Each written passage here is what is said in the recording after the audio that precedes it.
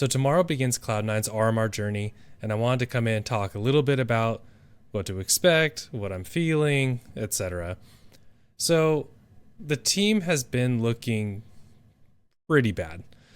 My expectations going in was kind of 50-50, but then going into the last two CCTs and losing those, it's like, well, I don't know. We don't look like a very good team. The roles don't look great. We have two people who are underperforming like mad. And I think our chances at this moment of making the major are probably 1 in 3. I just don't think that we have it. And when I look through the RMR, we're in the much harder RMR. And even though there is a lot of teams that we should beat, we aren't beating these teams. Maybe it'll be different being at the RMR, being at LAN. We do seem to always show up for these RMRs. We've gone 3-0 in a bunch of stages. We did very well last major with no Opper, but the team looks significantly worse than it did with no Opper, which was not really what I expected when everything was signed. So let's talk about why that is. Inter's coming in, I was very worried about the form. I understood his fit coming in and how that would work with the roster, but I was worried about the form. And actually the form is much worse than I expected before. It seems very clear to me that Inters is stuck in CSGO and has not adapted really at all to CS2. You see his anchoring on the sites. His anchoring is very static. Click and hold, go for the multi-kill spray, and he usually gets 1 and dies or none and dies. The amount of times he gets 2 and stays alive is almost never. The amount of times he gets 1 and stays alive to just wait for teammates also doesn't really happen. It's really a spray and pray, try to get 3 and die, and that rarely happens. It's not a very good way to play anchor. It's not how, if you watched Axel and his prime play anchor, it's not how he did it. It's not how Heavy God did it. It's just not the way to be playing. And then he plays as a lurk. He is an extremely passive lurk. Very rarely gets any ground with his lurk, more just holds the areas. And because he just holds the areas, he gets punished by other teams. They know where he lurks. They know where he likes to stay. He also is not dynamic when he's holding those angles. You see a lot of people in CS2 doing the jiggle peeking and kind of just always staying mobile, always staying ready. Enters very static, just holds an angle, and he gets peeked and dies. So his lurks really don't provide us with much. It might hold an area, but he also doesn't do that well at holding it, so teams can punish by coming out. For example, coming out of B site on Anubis, they know that he plays in that little corner a lot. So they come out, they peek him, and they can get those kills. Or Dust 2, they know that he plays over towards B, so they can come out and get that. And he doesn't backstab really ever. He is very much just holding one angle for a lot of the round. So as a lurker, he doesn't have a lot of impact, and he's put in a lot of clutch scenarios because of that. So he's playing lurk while Heavy God, Axile, Icy are over in other areas, getting map control or executing into a site. And then because of that, he's left as the clutcher, and he's not a good clutcher. We have Icy, who is actually a very good clutcher. We have Heavy God, who is actually a phenomenal clutcher. But both of them are rarely ever in these situations because a lot of times it's Inter's very passive lurking that he's the one coming in last. And he is not the one I would want in these situations. I would much rather have Heavy God and Icy in those situations because they have proven time and time again that they can pull off these clutches. So Inter's coming in, I was worried about his form, and it seems worse than what I expected. He just has not adapted at all to CS2, and it doesn't seem to be getting better or progressing, and so that makes me think that it's not being noticed that it's a problem. Also, one problem with that is Inter's is the site anchor, and he's the lurker. He is playing the roles that Axile had, which is also the same roles that Heavy God had. When Heavy God came in, him and Axile were sharing many of the exact same positions. Almost all, actually. They were sharing the same positions. So it was really, who's going to get the spots? Is Axile going to take it on this map, and then Heavy God take it on that map? Is one of them going to take it over? And when the roster first started, that's what it was. It was Heavy God and Axile splitting anchor duty. And now neither of them anchor. Inters is the anchor. So when you look at the roster has 3 of the world's best anchors on it. Heavy God, Axile, and Perfecto. 3 of the world's best anchors on it, and none of them are anchoring. So we have 2 of the world's best anchors playing completely off role, and they're actually excelling at it. That's not the problem. They're both playing well. But then we have an anchor in who is an underperforming anchor, a below average anchor, and that is really hurting a lot of our team. He isn't holding the sights well enough. He isn't lurking and doing well enough, and it's putting enormous pressure on Axel and Heavy God. And I feel like you can see this in their play. It really feels like Axel and Heavy God it feels like they're playing like they have to multi-frag every round. And that's because they do. Inters just isn't holding up his end of the bargain. And then we also have Boomich. Boomich is throwing his life away a lot. He gets way out in front of everybody because the rest of the team is naturally passive, and he will end up dying a lot solo with no trade in sight. So we have 2 big problems. We have Boomich, who is struggling to frag and throwing his life away without getting trades. We have Inters, who's struggling to have impact and getting run over when he's a sight anchor. And that really leaves 3 players having to carry a team of 5. And even when we didn't have an opper, we might not have had an opper, but we had 5 players who could carry their own and were good in their roles. We had Perfecto anchoring one side, Axel anchoring another side. Electronic excelled at getting extra space in the map and just creating chaos.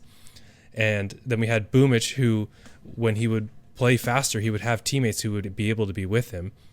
And then Hobbit was very middle. So now we have Inters, who's below middle. We have Boomich, who doesn't have anyone coming with him in any of these aggressive times.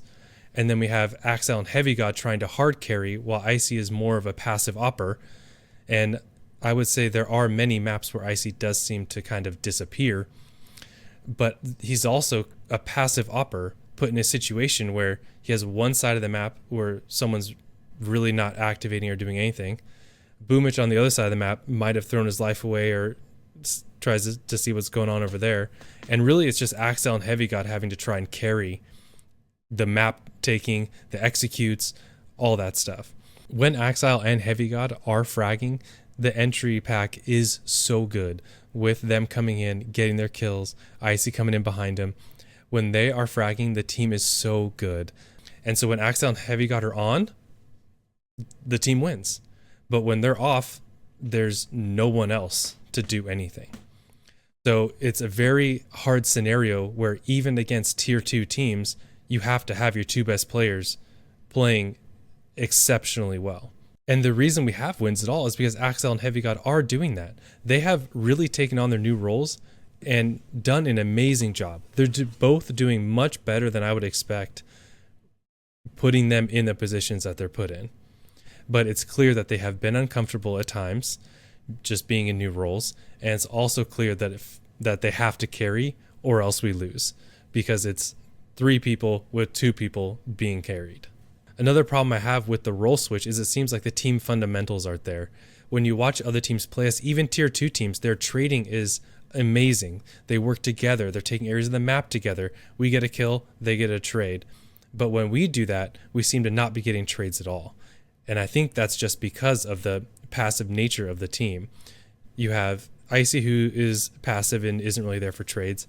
Inters is usually not involved. And then Boomich will either be too far ahead, so it's kind of, again, on Axel and Heavy God, and they aren't always together. So the trading, especially on T side, is bad.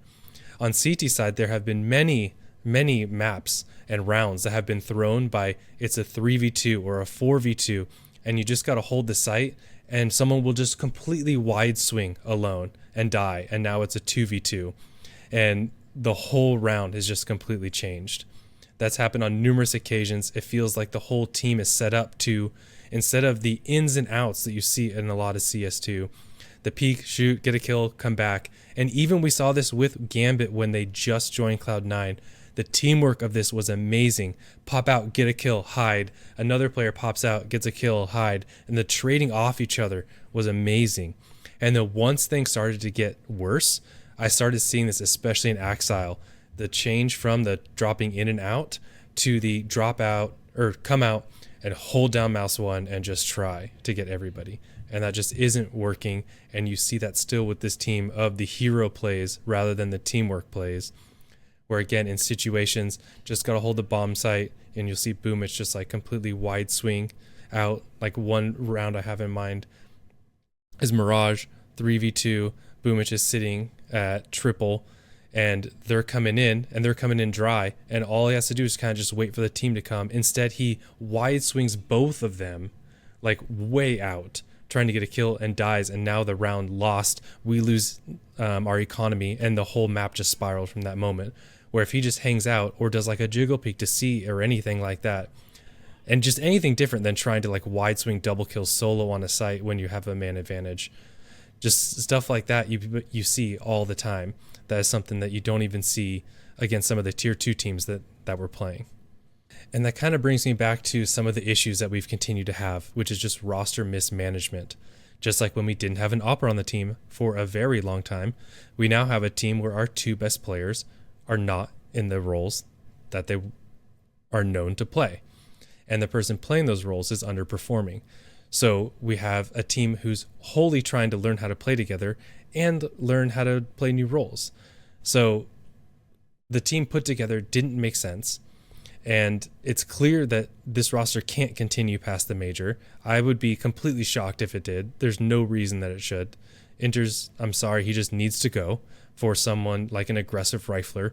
Get Axile and or Heavy God back in anchor spots, and let's have a more well-rounded, formed team with people who know how to play their positions. But also with that, the coaching, I think, is just still poor. It feels like the system that they had when they came in with Gambit right into Cloud9 hasn't changed. It feels like the issues that we have don't change. It feels like the fundamentals that we have of the trading, of the not just wide swinging, holding down mouse 1, trying to kill somebody doesn't change. It seems like that stuff never gets fixed. And I feel like we don't adapt at all to people anti-stratting us, or we don't adapt to the new meta, or we don't adapt to CS2. It feels like we just continually stuck in the, hey, this worked 5 years ago, let's keep doing it. And it still feels like we're stuck there. So I'm hoping that we come into the RMR with a lot of new ideas, new strategies. Inter's looking a lot better. But history has shown me that I don't think we will. But also history has shown me that we do perform well in the RMRs. So, like I said, I think we have about a 1 in 3 chance. It doesn't help that there are players on the team tweeting things that sound very unconfident. Inters did tweet where he got 1,000 kills in a DM, and that's great. I am glad that he's tweeting out that he's practicing. But getting kills is really not Inters' problem. It's he doesn't understand the whole meta. His actual aim is fine, but he doesn't understand the meta of the game. He doesn't understand how to lurk and have impact. He doesn't understand how to hold as a lurk in CS2, and he doesn't understand how to be an anchor that is able to completely control a site instead of just trying to multi-frag kill. And then there's Boomich, who sends out on Telegram, and this is a translation to English, obviously, but it says, and remember, guys, the main thing is enjoy. So that tells me that he's already trying to do damage control. Like, just enjoy that we're watching CS. Like, please don't be tweeting at me when we lose. That's really what that sounds like. Maybe I'm misinterpreting and or misreading that. But when I read that, my first thought was, oh no, he's already expecting to lose. I obviously so badly hope I'm wrong. I want so much for us to come in and just steamroll. Like if we come in and we beat FaZe in the first game, then my whole expectations change. But my expectation is we come in, we lose to FaZe, and we haven't been beating these other teams. So I'm very worried that we're not going to make the major. And it's important to make the major. I think that there are times when people say, oh, I hope that they don't, to show that they need to make these moves or whatever. But bring in an influx of cash is always going to be helpful. So missing the major and missing out on that money isn't going to help as much as making the major, making that money, and then being able to use that to upgrade the roster. So I'm always in favor of making the major. Also, I always just want to win no matter what. Even if I think that the roster is mismanaged or I think that they're underperforming, or I think that player needs to be changed, I still want to win every single game. So I hope that we come in. I hope that they're ready. I hope that some changes have been made. I hope that they're just in peak form. I hope they beat FaZe Game 1 and we just steamroll right into the major. I would absolutely love that. We also need it so badly. We are so far down ranked right now in HLTV and Valve that with everything people are saying about the tier 1, tier 2 scene coming up in 2025, this could be disastrous. We could be in a situation where we can't get into that top echelon of teams. Now, it is Cloud9, so maybe they can talk to Blast or ESL or whoever and get the sponsored invites and get those ranking points. But as of right now, with our ranking, we're so low that we need this major badly, and we need to perform badly to get our ranking up, to get those auto invites into all these tier 1 tournaments next year. So this is a major that's more important than money, but it also could completely change the future of Cloud9's tournaments for the whole next year. So we really need to perform here. I hope we do. Like I said, we have not been playing well. I give us like a 33% chance to get through. That's just a gut feeling. Maybe we come in and we steamroll, and I would absolutely love that. I'd be over the moon. But I've just seen so many problems. It just feels like Heavy God and Axile are having to carry this insane load. And I'm hoping that they can do it. And I'm hoping that they also don't have to carry as big of a load. I hope the team is ready. Let's go, Cloud9. Let's make this major, please.